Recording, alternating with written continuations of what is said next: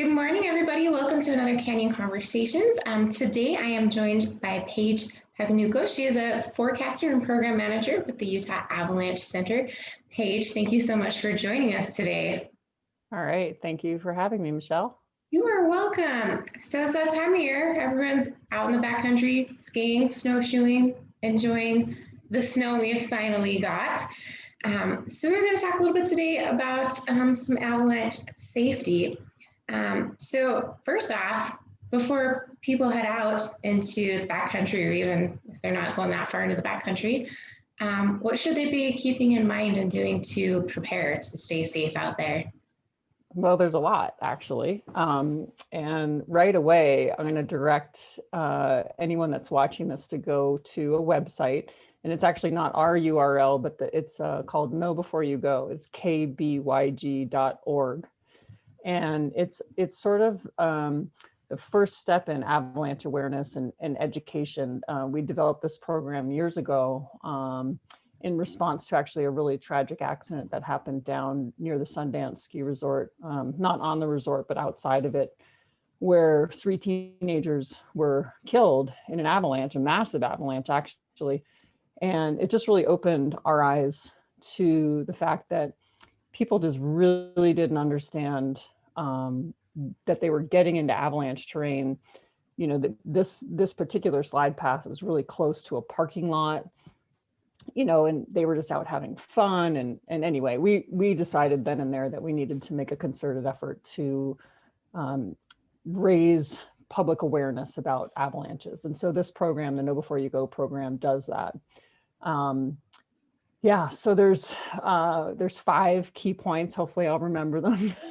There's get the gear, which is really important. If you're going to go anywhere near avalanche terrain, and whether you're snowshoeing, snowmobiling, skiing, snow biking, I mean, there's so many ways to get around in the snow now, right? Yeah, there are.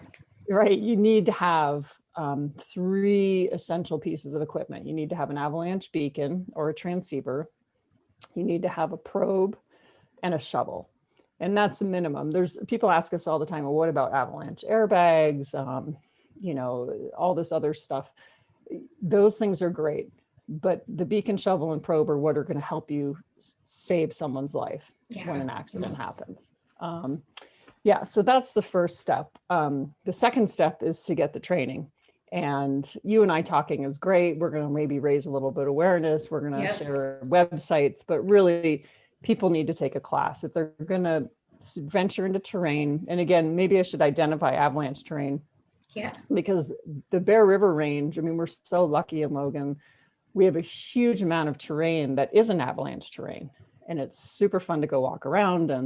But once you get into slopes that are steeper than about 30 degrees, then you're moving into avalanche terrain. So you need to be able to identify that. We also have some places like Wood Camp, for example. A lot of people like to snowshoe in there and hike in there.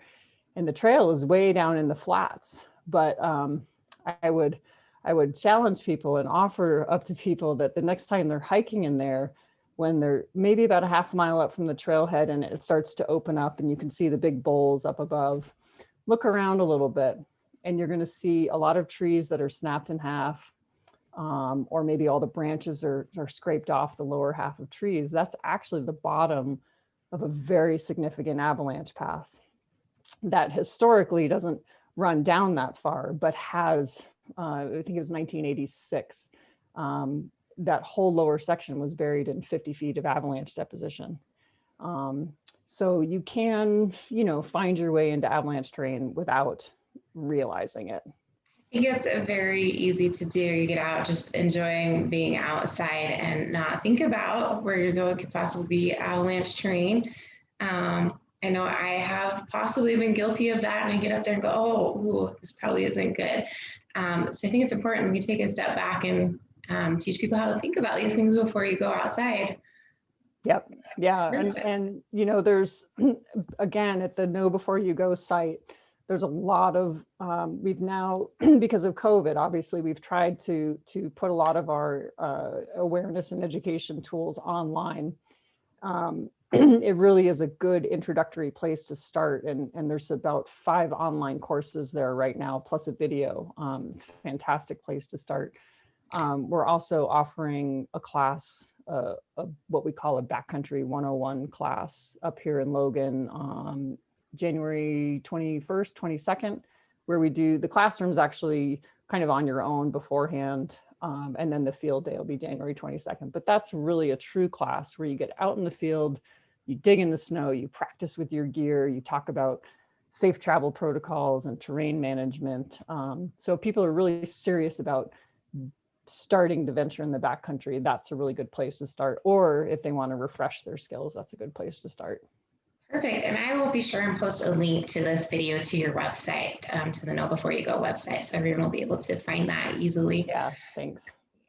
Absolutely. All right. So I think we covered steps 1 and 2. What's next? Right. Let's see. So the first 2, to get the gear and to get the training, you do before you go out in the backcountry. Mm-hmm. The next 3 you do sort of like while you're heading out in the backcountry. So the first one is to get the forecast. And we are so fortunate. We have forecasters all over the state. So down in Moab and the Skyline, Provo, Salt Lake, Ogden, Logan, and the Uintas. And every day we put out forecasts, avalanche and mountain weather forecasts, helping people or giving them information about what's happening. Yeah. And Exactly. So check that out. You have to read the forecast. And not just even if you're in Utah. If you go to avalanche.org, that gives you a whole map of the United States. So if you're going up to Montana or Wyoming, you can click on the avalanche center that's closest to where you're going to get the most recent information. And it's really important. I know in a lot of like media and, information avenues, they send the bottom line, what we call our bottom line, which is that danger rating. Mm-hmm. It's one piece of information. I really want to encourage people to read our entire forecast, because there's tons of information there that actually puts that danger rating into context. Yeah, so they're just getting one piece of the puzzle with that danger rating, which is great, but definitely a lot more helpful to get the whole forecast. Yeah, because it just gives you a better understanding of where the problem is and how you can avoid it. And sometimes we have multiple problems. If we've had wind or wet snow or, tons of heavy snowfall. And this year, like, we're dealing with what we call a persistent weak layer. And that has developed because we got snow back in November and then nothing. And then we had cold weather, clear nights. And without getting into too much of the science of it, it just develops weak snow. And so that's what's been sitting on the ground. And it takes a very long time to heal that problem. And so it's very important to understand where that problem exists on the compass and also at what elevations, so that you can move around in the mountains. You just have to know where that problem exists and how to move around it. Absolutely. Yeah. Great. All right. So let's see, that's the third one, right? That's third, yeah. So okay. Step 4. So, right. So get the picture. And get the picture is more about paying attention to your surroundings and looking for obvious signs of instability, or what we call red flags. So like if you're walking along, and you can do this right now, it's so fun. I encourage people to do it. Excuse me.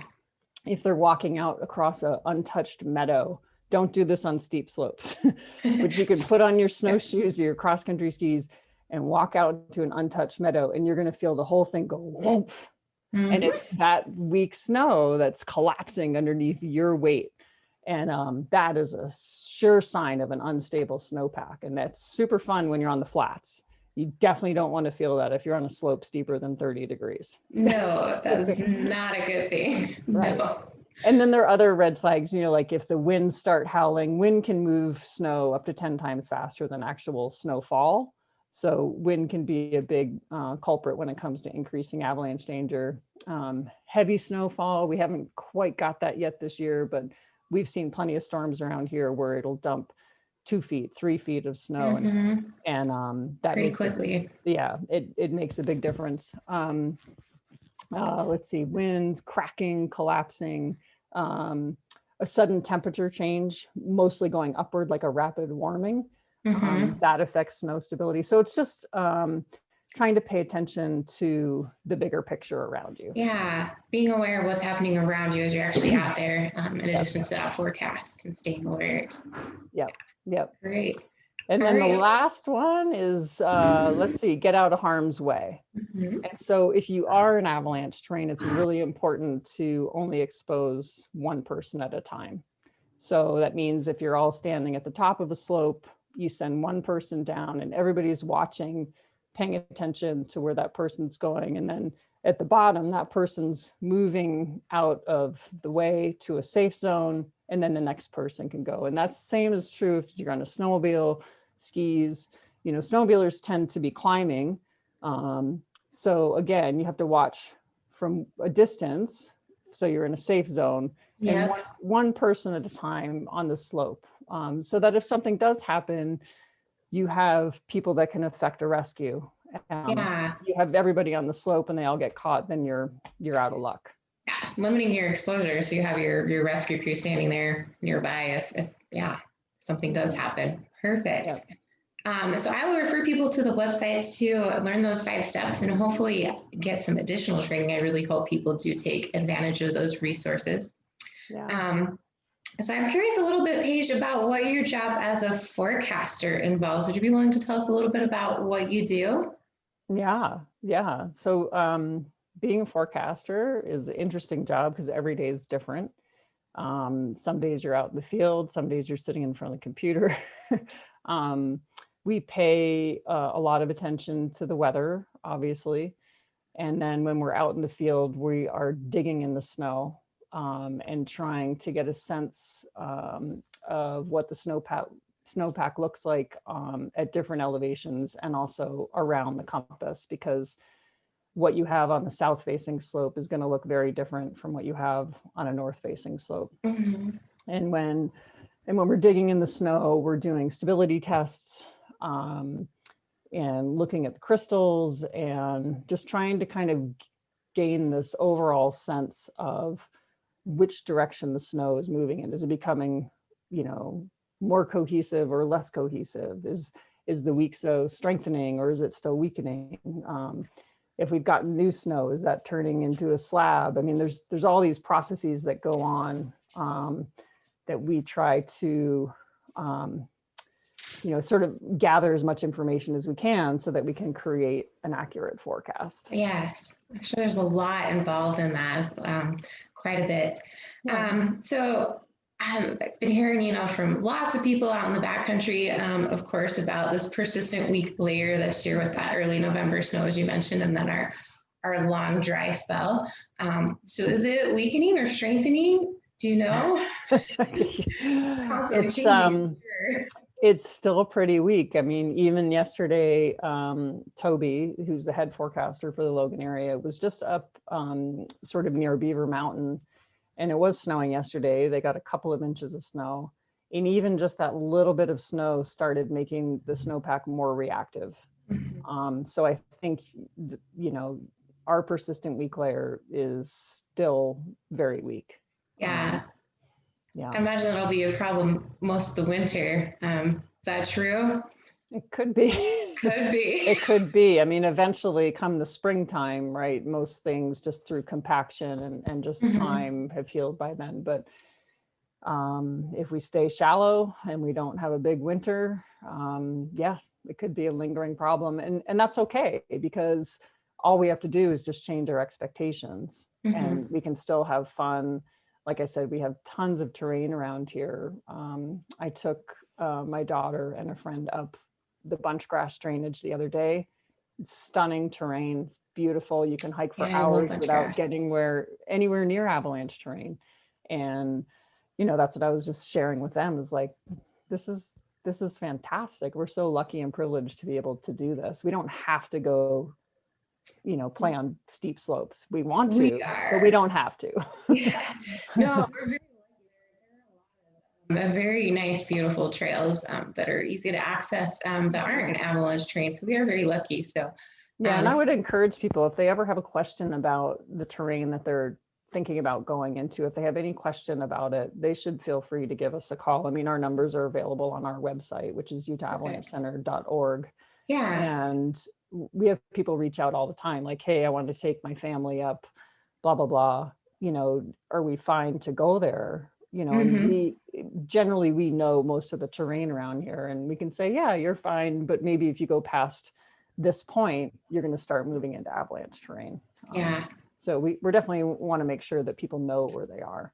Well, yeah, take advantage of you guys and that resource to know what avalanche terrain looks like and to be able to choose those trails wisely, for sure.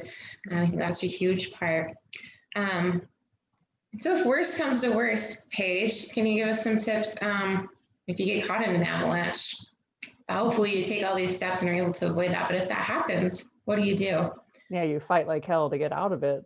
Truly, you know, if it's always a good idea when you're on a slope to think about, well, what if this slides? It sounds very fatalistic, but it's just how you have to behave when you're traveling in that kind of terrain. And, you know, say I'm at the top of the slope and I want to ski it, and off to the right is a much lower angle area with maybe some trees or whatever.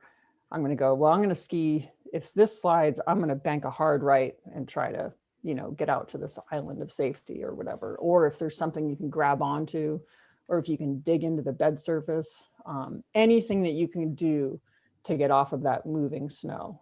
And if you can't, if you've done everything right, you have partners that are watching you. And eventually the snow is going to come to a, you know, it'll stop. And avalanche deposition is kind of like concrete. It sets up really hard, because if you think about that, it's just basically, you know, all this friction is happening as the snow is moving down, it's heating up, and then boom, it just locks in as soon as it stops. If you can tell which way is up, you might want to try and push your arm up to the surface, you know, depending on how deeply you're buried, and stay calm. You know, I mean, it's a really traumatic event to get caught in an avalanche. Stay calm your breathing, because you know that your partners are coming to get you, and they've watched you, and they've followed your whole trajectory down the slope. And they've practiced with their beacon and their shuttle and their probe. So you know that they know how to use it. And yeah, just stay calm, because you're going to be rebreathing your carbon dioxide. And so you want to make sure you slow your breathing down and not panic. And if you have perhaps an Avalung, which is a device, I don't have one right with me right now, but it's like a tube that you put in your mouth, and you put it in obviously before you go down the slope. But you can breathe into that, and it actually expels the carbon dioxide at the bottom of the backpack. So it buys you a little more time, because there's plenty of oxygen in the snow. It's just you don't have space. Yeah, you trap that carbon dioxide around your face, I'm sure, in that space. Yeah, I think that's easy to say and can be hard to do, to stay calm. And I think any emergency situation, that's the best thing you can do, is try and stay calm and collected and keep your wits about you. And absolutely. And have prepared. I mean, that's why we encourage people to practice with their beacon and their shovel and their probe. And we don't have it up quite yet, but we do have a beacon park that we'll set up at the Franklin Basin trailhead that anybody's welcome to use. And you can make it as hard or as difficult as you want. And we've put in about 4 different beacons. So you could set up multiple burials, you could set up a single burial, and it really doesn't take that long to practice. You do not want to learn how to use your beacon in an emergency situation. No, it's not going to work. You want to be able to go back to your training and instincts in that emergency, absolutely, in any situation. So I would really encourage people to use those as well. Do you have any tips as to where to get safety gear, beacons, and probes? Does it matter? Yeah, I mean, there's so many manufacturers now. And yeah, I certainly can't recommend one or the other, because there's so many, but sometimes people sell things as packages, which is kind of a good deal. You get a beacon, shovel, and a probe as a package deal. And again, make sure you have that and make sure your partners have it. It doesn't do you any good if just one person in the group has it. Absolutely. That was a big problem last year with the fatalities that we had in Utah, is that the groups of people that were in these accidents just had incomplete gear or incomplete training. And it was unfortunate because those fatalities didn't have to occur if everybody had had the right gear and the right training. Yeah, it's important in any situation in the backcountry to have that correct training, and we really want people to get that. We want you to be able to go out and have confidence in yourself, that you can handle those situations and be prepared for them and enjoy your time in the backcountry. So we're very lucky to have you guys at the Utah Avalanche Center who do the work you do to train people and get them prepared to enjoy the backcountry. Is there any other tips or things you'd like to share with the public today, Paige? I just think there are a couple of things. One is that, backcountry skiing is, it's well, I shouldn't say backcountry skiing, traveling in the backcountry, whether you're snowmobiling, snowshoeing, whatever, it's kind of like a vocation. Like you really have to commit yourself to learning as much as you can. And it takes many years of experience to kind of get a feel for what that endeavor is.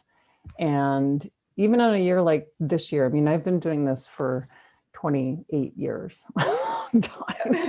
and even this year, I'm like blown away. I learn so much every year, and you have to be willing to make that commitment to learning, and know that every year is not going to be like the one before. It might be better, it might be worse, it might be safer, it might be less safe. And you just have to be willing to change your expectations, and just enjoy, what's available to us. And along with that comes being patient.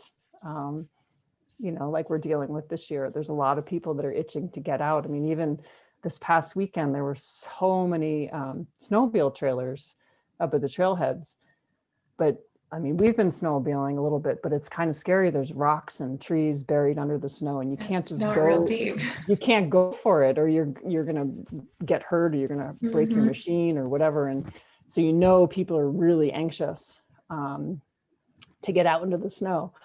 And when we do finally get a big snowfall, it's going to get dangerous.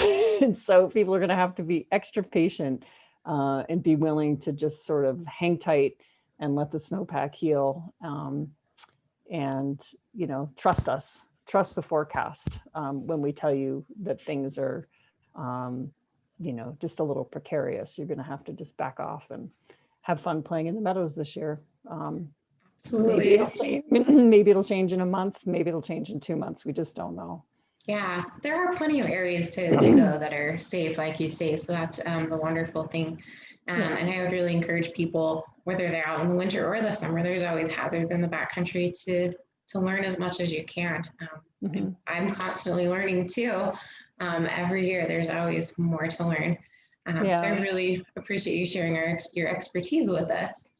Yeah, and there's so much information available online now that wasn't even 6 months ago.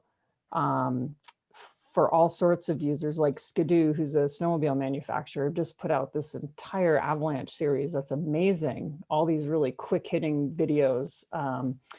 And we've put all of our stuff in a virtual online format. And, I'd say if people are interested, just start surfing around, because you're going to find more information than you could wish for. And, just start reading about it and talking about it and picking people's brains, and you're going to learn a ton. Yeah, I think there's a lot of great networks out there for outdoor enthusiasts. As you start digging around and searching, you'll find those people that have similar interests, that maybe have more experience than you are, you can learn too, that you can learn from. So I think that's also a great way. And one of the benefits of COVID, I think there's just more than ever online. So that's great. Yeah. But I would encourage people too. I mean, I think it's important, right? We always look for mentors and people to kind of show us the way. But in this case with backcountry skiing, I think that's fine. And I think it's a good way to sort of start your interaction with the backcountry. But I would also really encourage people to want to become their own avalanche forecaster. Yeah. So that they don't have to rely on other people to make decisions for them. I want everybody to be able to make their own decisions and feel really confident in those decisions. Absolutely. If everyone in your group feels confident, yeah, you're going to be much safer than relying on one person for sure. Yeah, So if everyone has that confidence and that skill set, it's going to be a much better experience for everyone out there, much yep, safer. yep, that's for sure. Awesome. Well, I will share all of these links, Paige. Thank you so much for joining us Thanks. for our canyon conversation. And we appreciate all you guys do out there at the Avalanche Center, keeping everyone safe and enjoying the snow out there. Great. Thank you so much, Michelle. I appreciate it. You're welcome. Thank you.